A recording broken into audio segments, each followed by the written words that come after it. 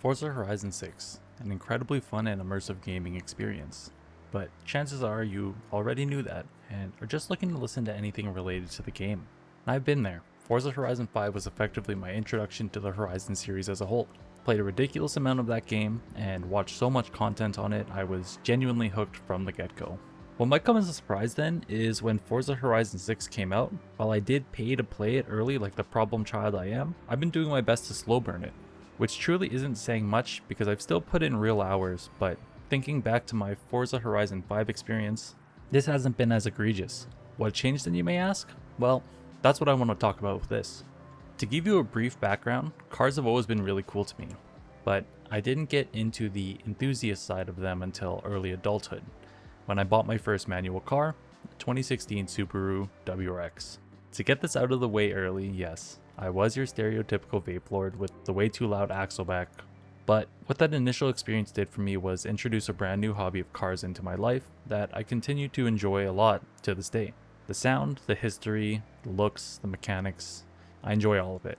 Like, I slot directly into that archetype of a person who hears a car coming and immediately starts spinning through my mental Rolodex to figure out what it is before I see it. This is the enthusiast part of the video in the title. The casual part of it is due to how I've been enjoying the game, which is without much intent other than to experience cars in full effect while playing. While there's certainly a lot to this experience I enjoy, these three sections, the details, the density, and the cars, get across my main idea.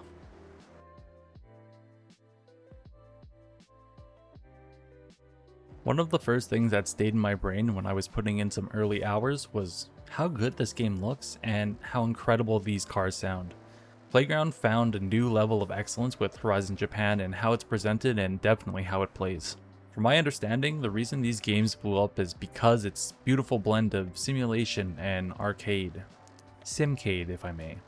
But this game, man, it does a truly fantastic job of blending realistic looking car models while still playing like a true pick up and play game.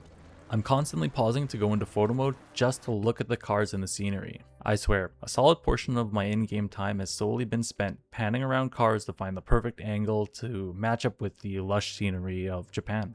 Speaking of the scenery though, it's another aspect of this game I get absolutely lost in. Driving around in the world they crafted feels incredible, even when there isn't a pointed objective that you're working towards or driving to.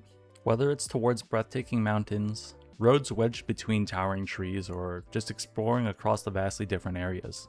All of it invokes the same sensation I love about driving in real life. Especially coming up to the tunnels or driving next to any surface that bounce noise. As soon as you come up to it, you downshift into a lower gear and just send it to hear that man-made symphony reverberate around me as I listen on in pure bliss.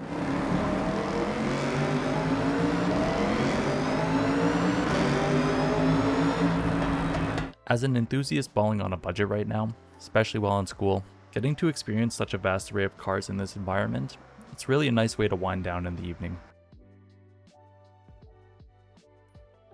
While the size of the map is truly a testament to how expansive the scale of games are now, the density of things packed inside is what I really want to highlight. The amount of active and passive activities this game launched with is truly astounding. The game has been out for roughly 2 months and I just finished driving every road possible today. Given my first point on how I've been playing, this took a while on purpose because the passive activities have always provided something for me to do. Just for example, there are things that are called barn finds that show you an approximate area of where a car is located on the map, and it's your job to search that area to find it. Treasure hunt cars is another example that provides contextual clues of where it is when you get near them, so it asks you to pay attention to your surroundings and really pull upon your memory to find their exact location.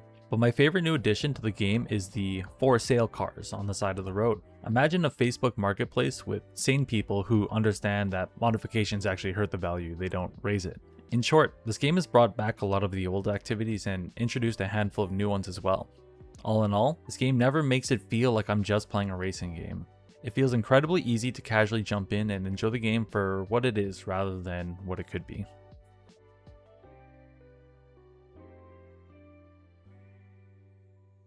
Finally, let me talk about the driving force to this reflection, the cars themselves.